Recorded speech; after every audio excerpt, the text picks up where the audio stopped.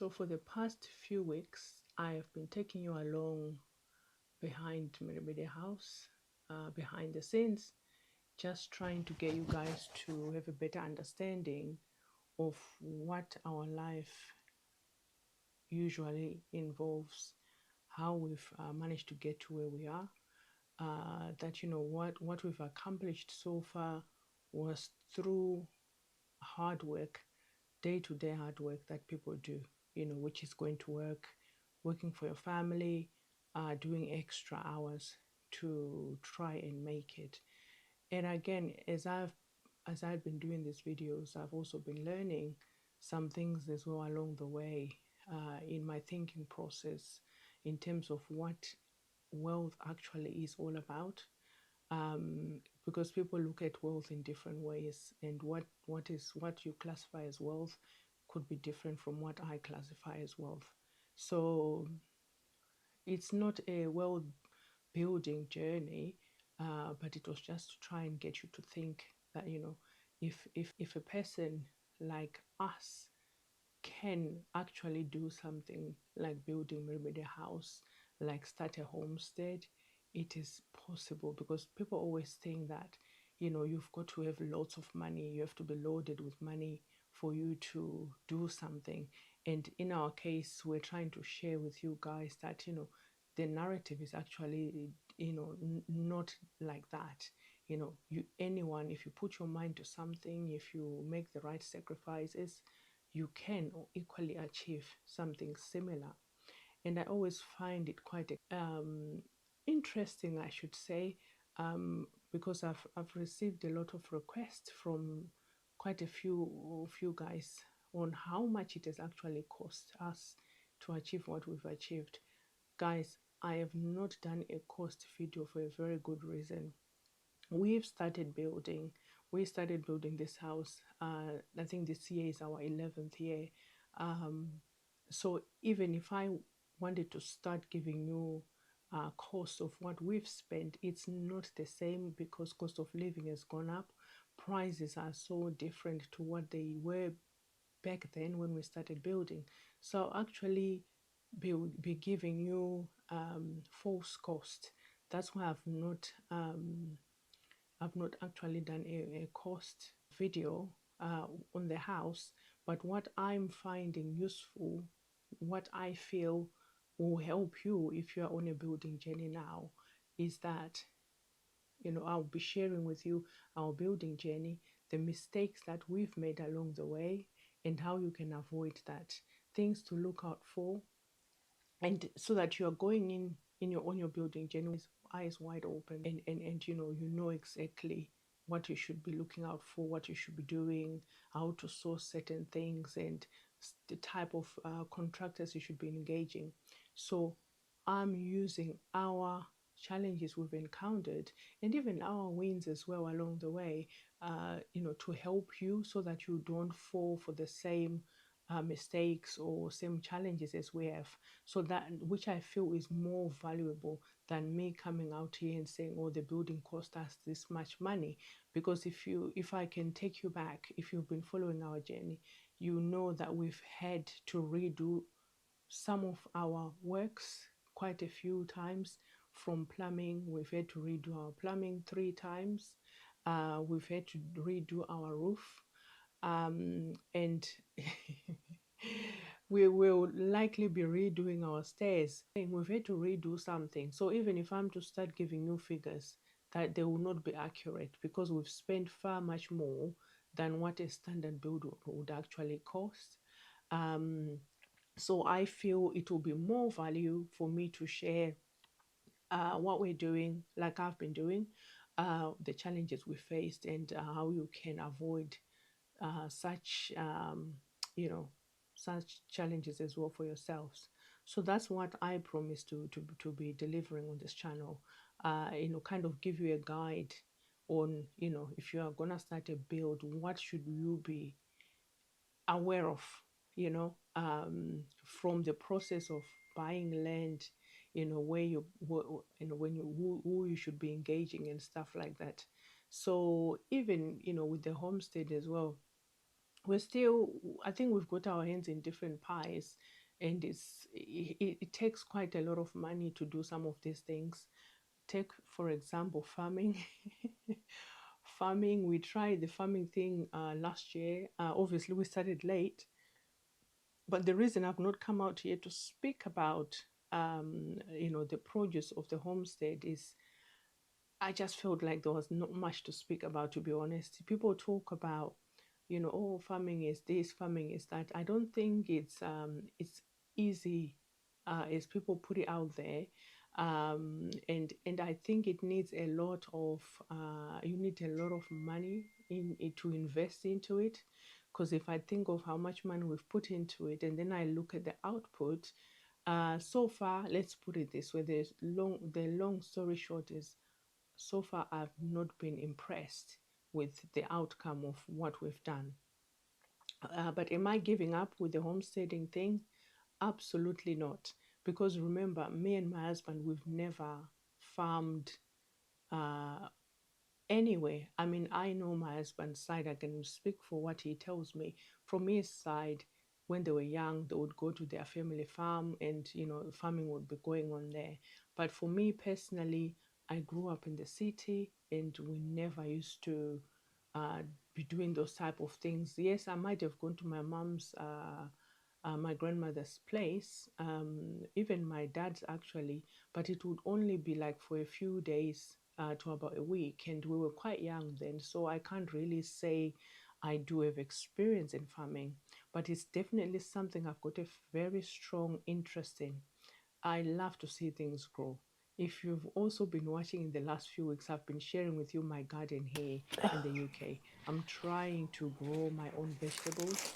I'm trying even to make my own chibage corn or maize. I'm trying to grow that because it's the interest, and I think I'm using that as a learning curve, of what it actually means to grow something, what it actually takes for me to have a better understanding. And I know the climates will be different, in terms of the environment and everything with Zimbabwe, but at least it will give me some basics that I need.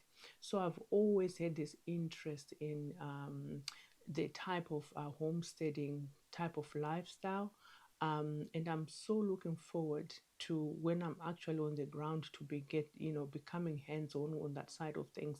But obviously, at the moment we're still preparing, the land. We're still, preparing, finishing fencing and everything and stuff like that. And these things take money, guys, and they need a lot of patience. That's one thing I've learned. If you're going to be involved in building, you've got to be someone who's very patient, especially if you're going to be doing it as a remote thing. If you're not on the ground, either building or homesteading, you need a lot of patience. And for us, fortunately, we've got people that we can rely on to do different tasks for us. But even that comes with its own challenges, because your vision you have, it needs to align with the people on the ground. When you give certain instructions that, people, undertake or do exactly what you're asking for, but that can be challenging over the phone. So, and also it's about the people on the ground also having the understanding of what you are trying to achieve, where you are going, so that you are aligned in your goal as a war unit. So which has been a bit of a learning curve for us. Some things you think, oh, I think I've got this figured out, and then before you know it, things change. You've got to change things again. But it's a learning curve. But we're learning that when you put systems in place, that will certainly help a lot. Um, I actually, when I watch other people's videos and I've seen like people visiting other people's places or their homestead or their homes where they've got people not looking after their property, I don't know, for me, this is my 2 cents, and please don't come for me, but this is what I think. If I just wonder that if these people had put systems in place, would that not have avoided some of these things? Obviously, it's not going to get rid of everything 100%, like in terms of, how trustworthy people are, or, people quite diligent in what they are doing. But I think it will remove at least 60 to 70% of that problem if you put things in place, systems in place, or on how things should be done. Like I know where I work, uh, with most places anywhere in the UK, we use standards of operations, what we call SOP. So it's putting something similar for whatever project you're working on, or even on your homestead. Of this is how I like things to be done, and this is what I expect from you, and I expect it to be done by such and such a time, and holding people to account on what they are doing. I find that removes a lot of friction and lack of accountability. It actually removes most of those issues that some of these people experience. Because for me, I actually see my house every single day. Every single day, someone is there. I'm having videos, I'm having pictures, I'm authorizing do this, do that. So I'm very much involved. I might not be there physically, but I am there. Yeah, virtually, I'm definitely there. So I like to know what's happening, what has been done today, what's the plan for the day, every nitty gritty thing I want to know. But I know when we started this, it wasn't easy. We had to explain, to the people who help us that, this is what we're trying to do, and this is how we want it done, and these are the protocols you're going to be following. Um, I can't say it was easy, but we certainly, on both sides, it's working out better on both sides in so many ways. So systems, for me, any day I would definitely do that. So I always wonder, how do these people, who they've got these people helping them or working for them, and there was a video I watched, and someone's grass was almost growing into their house from outside the window. How does that happen? How does that happen? Does it mean the owner just put their trust in this person to do this for them? Guys, that will not work. If you're gonna start anything in Zimbabwe or anywhere in Africa, anywhere where home is, if you're gonna embark on either a building journey or a homesteading journey, you've got to be in it 100%. You've got to be in it 100%, or else you'll be the one who is going to be crying. You'll be the one who's going to cry. But when you are involved and you know what's happening, and also you visiting, we go home now. We try to go home now quite frequently, just to keep an eye on the place, see what's happening, so that we don't become a statistic of people being shown a neighbor's house, or a neighbor's stand, and then they are told, oh, this is what we are building. Definitely not. Go there and check it out yourself, and then take your inventory of your stuff. Then this is what I have and this is what I left, and how are we with this. Doing regular checks. It's not to say you don't trust. For me personally, it's not to say I don't trust the people who are supporting us, but it's to make sure things are in place. They know what I expect. I know what they expect from me, so that there won't be any surprises. We all know where we stand. So that's what I would say, guys. So the last few weeks, that's what that was about, for me to just say to you, while everything is going on in Zimbabwe, building Mhiribidi House, doing our starting to build our homestead from scratch, we are also living in two worlds. We are working also and living in the UK, to build our dream, our future dream. So that's basically what we're doing. So if you are interested in knowing, in learning how you can achieve something, similar, this is your channel. For those of you who may not have subscribed, consider subscribing to help grow this channel. You will learn a lot, guys. There's more to come with on Mhiribidi House than you've ever seen on this channel. There's a lot more I'll be sharing with you guys. And I mean, if there are any video suggestions you would want me to do. Obviously not the cost one, because like I said, I've explained that one. I think I can only build up from where we are now. If I do anything now going forward, that might be useful to you to know the cost of it, I will certainly share with you guys. I think I have also shared previously, especially with the homestead where we were doing the fencing and stuff. I've given you rough ideas of what it actually cost, what it cost us at the time when we did it. So going forward, if I do anything now, um, I will certainly be sharing the cost with you because it's very relevant to what's happening now. But what's happened in the last 10 years, guys, things, prices have changed. I'm sure, anyone who bought cement in the last 6 months or even in the last year, the two of them will tell you two different prices, because that's how quickly these things change. So hopefully you understand on that one. But I kindly ask, if there are things you want me to talk about on this channel, relating to homesteading or building your dream home, or how you can get this going in terms of how you can start even when you earn a basic salary. Guys, I'm a nurse. And those of you who know how much nurses are paid, you would know that, if a nurse like myself, if we could do it, you can too. It's not about, people earning millions of money to be able to do it, but the difference is starting, and then you pace your way.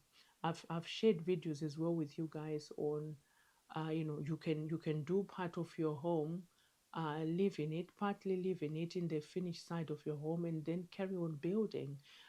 Because like I always say to you guys, no matter how small the progress is, it is still progress. Don't worry about the naysayers. Don't worry about what people will say. Oh, it's taking you. We've had lots said to us, but did that bother us? Well, maybe it might have done at the time, before I knew better, but now it goes on deaf ears because I actually can see what we've accomplished. I can actually see where we're going. So, I would then love to know what the naysayers then will say today. Not that I'm showing off or anything, but it just shows you guys, when you are determined, you can accomplish anything you put your mind to it. It's possible. So if Mhiribidi House can do it, what can stop you doing the same? The question is, do you want to do that? I think that's the main question. And I think for me, I've actually learned a big lesson, that wherever we may be, we should not forget our roots, guys. We should not forget our roots, no matter what we might think about where we've come from or whatever experience you might have had. Don't forget about where you came from, because you never know. People may just wake up one day, they've changed their minds about you being where you are. And where are you going to start? Some of you, we've got families, we've got children. um Maybe they were born outside of Zimbabwe, and they don't know anything else, and you're now gonna start trying to build with the children. How will the children, how will your wife, your husband, how will they feel having to go and live with relatives? Nothing wrong with doing that, but it won't last long, guys. Staying with relatives, it's only nice for a week or maybe a month at the most, but it starts getting a bit strenuous, and you don't want to strain those relationships where possible. It's nice to just come, you visit each other, you go to your home. So if we haven't learned anything so far about building your own home, let what has happened to some diasporians be a wake-up call for most people, that life is like a well. Today you're on top, tomorrow you're at the bottom. So you don't want to be caught out. You don't want to be caught out unawares. Then you're feeling stuck, and then you are stressed. Whereas if you've got the opportunity to start building something now, do it at your own pace. Because for me, if anything, if I was to go home, if I was to decide, oh, even like I want to retire early, if I want to retire early, that is, I can just pack my stuff and go. Even if our house is not finished, but we've got some rooms that are fairly usable, I could just pack my stuff and I'm like, guys, let's go. And we can do that. So that's all I'm saying. Have options. You might not want to use it now for whatever reason, but you never know what the future holds. But just have the option to not use it, but it will be there, than to not have the option of going and then you're stuck. Something worth thinking about, guys. All these people who have been talking on their channels about, build something of your own. We can't all be crazy. We can't all be crazy saying build something for yourself and for your family. Muwane pekushikira, to have somewhere to, when you get home, somewhere to go. We are not crazy, guys. And even if you don't use it, you could use it for other reasons. People have got so many options nowadays on what you could do with your property. So I hope you've learned something from Mhiribidi House behind the scenes in the last few weeks. Thank you for continuing to support us. I've got so many people and specific people who are always supporting and commenting. Maybe I should do a shout out one of these days to some of these people who are always commenting, supporting, encouraging us. Guys, it keeps us going. Even this YouTube thing, sometimes I'm like, you post something, a video doesn't do well, and you're like, why am I even bothering with this? But it's you guys. When you come to my inbox, you're like, oh, what's happening? Oh, I watched this happen. And I'm like, oh God, I can't let my subscribers down. So your encouraging words keep us going. So like the video, share the video, comment, guys, comment in the comment section. Let me know what you want to watch, and I can see what I can do. And I know I've promised a few people certain things they've asked for that I will try and do a video on that. Guys, I will deliver. I'm sure one of my subscribers on the drone request, they asked me to information about the drone, and I said I was gonna do it. I might not deliver when you want it, but I'll certainly deliver, guys. So let me know what you would want me to share with you on this channel that will be helpful for you, that will add value to your building journey, or if you've started or if you're thinking about it. So until the next chapter, guys, I'll see you in the next video.